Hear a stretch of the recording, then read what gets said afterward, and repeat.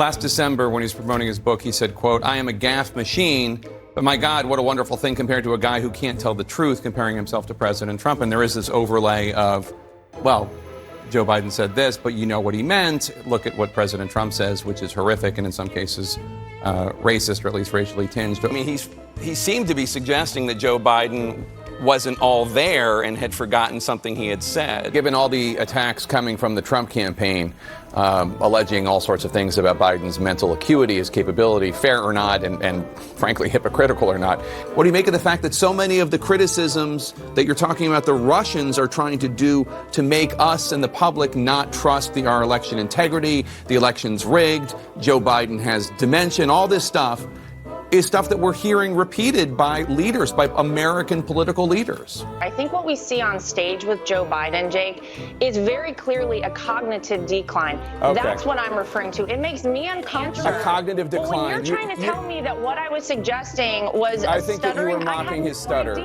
Yeah, I think you were mocking his stutter, and I think you have absolutely no standing to diagnose somebody's cognitive decline. He's sharp physically. I mean, mentally. Yeah. I think the question is physically, right? Right. More so? Obviously, there were concerns about Reagan's faculties, Reagan's memory, Reagan's ability. I understand what you're saying.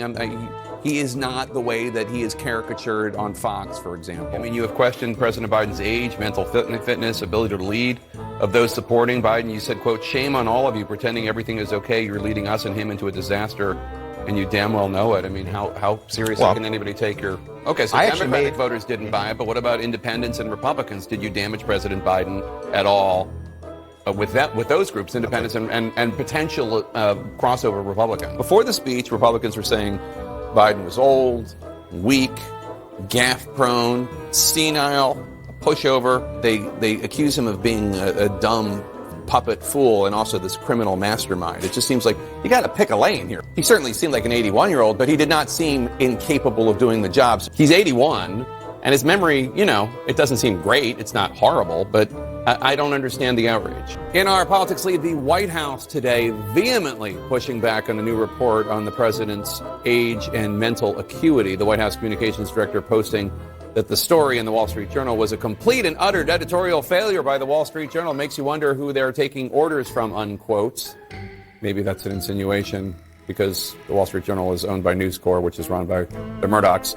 Quote, "Behind closed doors, Biden shows signs of slipping," unquote. Beyond the headline, there is some critical nuance here. The article is mostly based on observations of Republicans, with former Speaker Kevin McCarthy the only one going on the record. The Democrats have been involved in a big cover-up here. They've been trying to prevent the people from seeing what all of us in close proximity have seen.